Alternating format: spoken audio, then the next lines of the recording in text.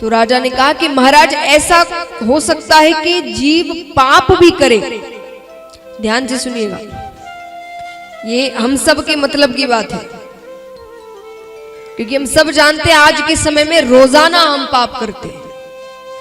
एक छोटा सा झूठ बोलना भी पाप होता है, ये सब जानते, झूठ नहीं बोलना चाहिए, है कि नहीं? और छोटा सा भी झूठ कैसे हुआ? एक झूठ जो शायद रोज बोलते और यहाँ सब बोलते हैं, मैं भी बोलती हूँ, मैं कहूँगा जब हमें कहीं बाहर जाना है और फोन आता है जिनसे मिलने जाना है, कहाँ हो? घर से भी नहीं निकले होंगे, बस 5 मिनट में पहुंच रहे, रास्ते में बस पहुंच गए।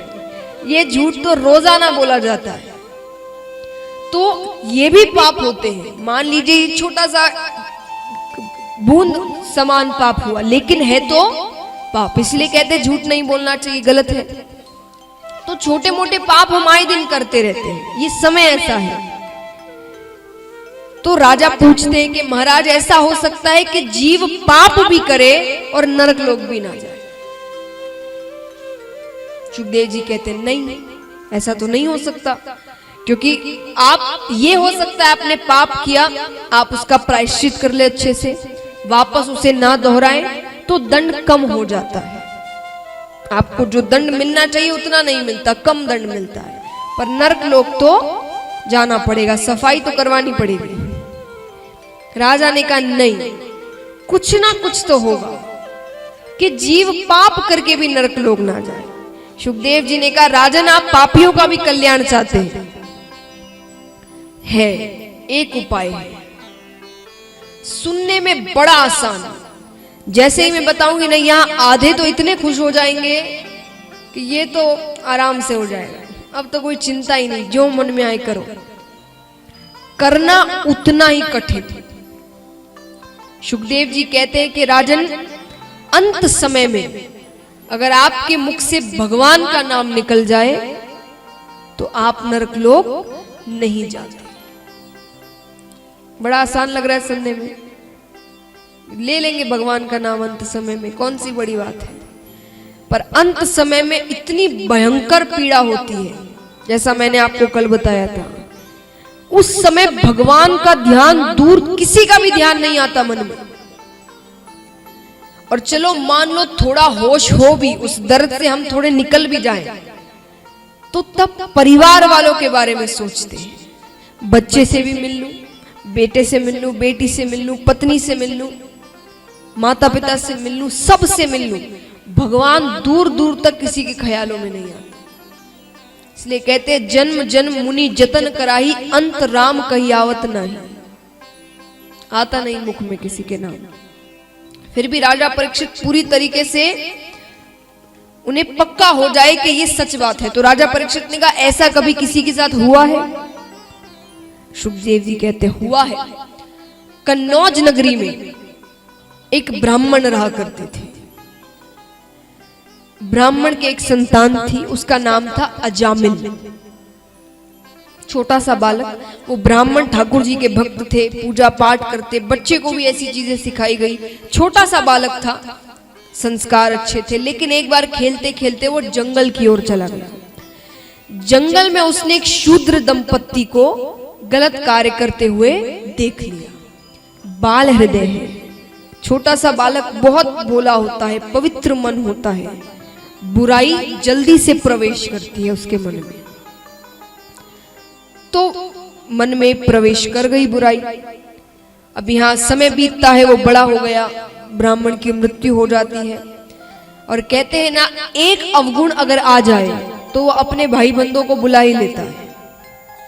अभी एक ही अवगुण आया था कि उसने चोरी करना भी सीख लिया, वो मदिरा पान भी करने लगा, वो झगड़े करता, और जैसे जैसे बड़ा होता गया वो डकैतियां होती गई, मदिरा पान बहुत ज्यादा करने लगा, लोगों को मारना पीटना, गलत स्त्रियों के साथ संग करना, माता पिता का निरादर करना, सब कुछ करता।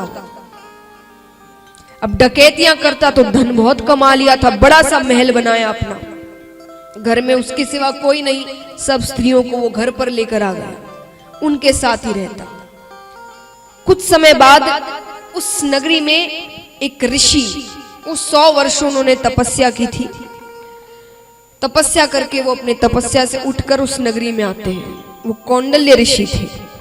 उन्होंने लोगों से पूछा कि यहाँ पर किसी ब्राह्मण का घर है क्या, मुझे एक रात बितानी है। और मैं तब से उठकर आए, मुझे ब्राह्मण के घर पर ही रात बितानी है। लोगों ने कहा एक ब्राह्मण है, अब पिता तो उसके मर गए क्योंकि वो ब्राह्मण कहलाने लायक नहीं है। ऋषि ने कहा मुझे उससे लेना देना नहीं है, मुझे बस ब्राह्मण के घर पर रुकना है। घर बता दिया गया। इतना बड़ा महल था, कई कमरे थे। उसने एक रात के लिए कमरा उन्हें दे दिया। एक ही रात है, वो ऋषि उसे ठाकुर जी के नाम जप में बिता रहे हैं और वही अजामिल उसे गलत कार्यों में निकाल रहा है।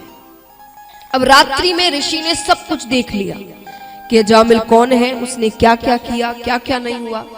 सुबह उठ के वे जाने लगे। उन्होंने कहा तुमने मुझे स्थान दिया, तुम जो मांगना चाहते हो मांगो। अजामिल ने कहा मुझे कुछ नहीं मांगना, मेरे पास सब कुछ है, आप जाइए। नहीं मानता तो ऋषि ने कहा तुम मेरा एक और काम कर दो। क्या काम? बोले तुम्हारी स्त्री, उसे अभी 10वां गर्भ है। बोले हाँ है। तो एक काम करना, तुम्हें उससे जो बालक होगा तुम उसका नाम नारायण रखना। क्या रखना? नारायण। उसने कहा ठीक है। ऋषि चले जाते हैं, बालक का जन्म होता है। उसने जैसा वचन दिया था उसका नाम नारायण रखा। अब क्योंकि वो सबसे छोटा बालक था तो उसमें मोह ज्यादा था उसका। अब दिन भर उसके मुख में केवल एक ही नाम, नारायण इधर आना, नारायण भोजन करना, नारायण कहाँ गया, नारायण मेरे साथ चलना, नारायण मेरे साथ सोना। दिन भर नारायण नारायण नारायण नारायण। अब अंत समय सबका आता है। अंत समय आया, यम के दूत आए, उसे ले जाने लगे तो डर के मारे वो जोर से चिल्लाया नारायण मुझे बचाओ, नारायण मुझे बचाओ। ठाकुर जी उठते हैं यहाँ पर, अपने पार्षदों से कहते जाकर देखो कौन मेरे भक्त को सता रहा है, उसकी रक्षा करो। ठाकुर जी के पार्षद आते यम के दूतों को भगा देते हैं। यमराज भगवान से आकर कहते कि प्रभु आपके भक्त का अंतिम समय होता है, मैं नहीं जाता। किसी पुण्य करने वाले का भक्त का अंतिम समय आता है, मैं नहीं जाता, पर ये तो महापापी है, इसके समय आपके पार्षद क्यों आए?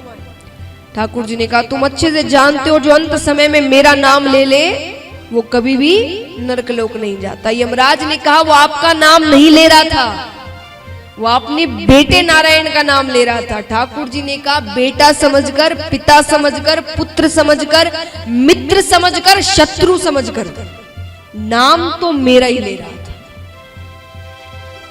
इसीलिए हमारे जो पूर्वज थे, बड़े बुजुर्ग थे, वो हमारे नाम भगवान के नामों पर रखते थे ताकि ज्यादा से ज्यादा मुख से भगवान का नाम निकले। आज सब हम इतने काम में इतने व्यस्त है, किसी के पास नहीं है इतना समय। कितने यहाँ पर है जो पूजा पाठ जो हम रोजाना करते हैं, सुबह करे शाम करे, इसके अलावा भी भगवान का नाम दिन भर लेते हैं। कितने ऐसे यहाँ पर है? अब देखिए जितने भी हाथ उठाए ना वो सब बड़े बुजुर्ग हैं। एक समय के बाद तो सब लेते हैं महाराज, लेकिन जितनों ने भी हाथ उठाया, कुछ ही ने हाथ उठाया है, पर वो भी बुजुर्ग हैं और किसी ने यहां हाथ नहीं उठाया। क्यों? सब जानते समय नहीं है, पर इसीलिए वो बच्चों के नाम पर भगवान का नाम बच्चों के रखते थे कि आप बच्चों का नाम तो दिन भर लेते हैं, दिन भर उनके साथ रहते हैं, उन्हें पुकारते रहते हैं, तो भगवान का नाम मुख से निकलता रहता है। तो शायद अंत समय में भगवान का नाम मुख से निकल जाए।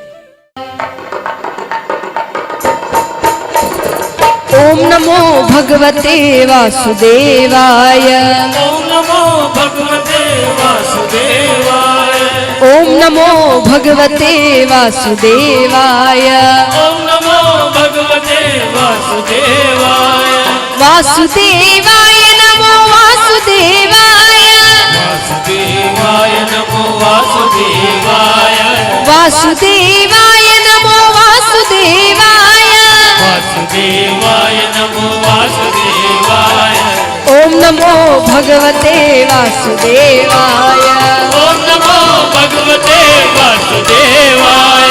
ओम नमो भगवते वासुदेवाय ओम नमो भगवते वासुदेवाय वासुदेवाय नमो वासुदेवाय वासुदेवाय नमो वासुदेवाय वासुदेवाय नमो वासुदेवाय वासुदेवाय नमो वासुदेवाय ओम नमो भगवते वासुदेवाय ओम नमो भगवते वासुदेवाय ओम नमो भगवते वासुदेवाय ओम नमो भगवते वासुदेवाय वासुदेवाय नमो वासुदेवाय वासुदेवाय नमो वासुदेवाय वासुदेवाय नमो वासुदेवाय वासुदेवाय नमो वासुदेवाय ओम नमो भगवते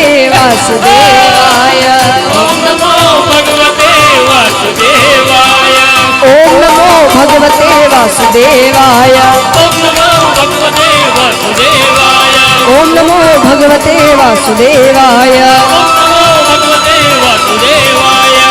ओम नमो भगवते वासुदेवाय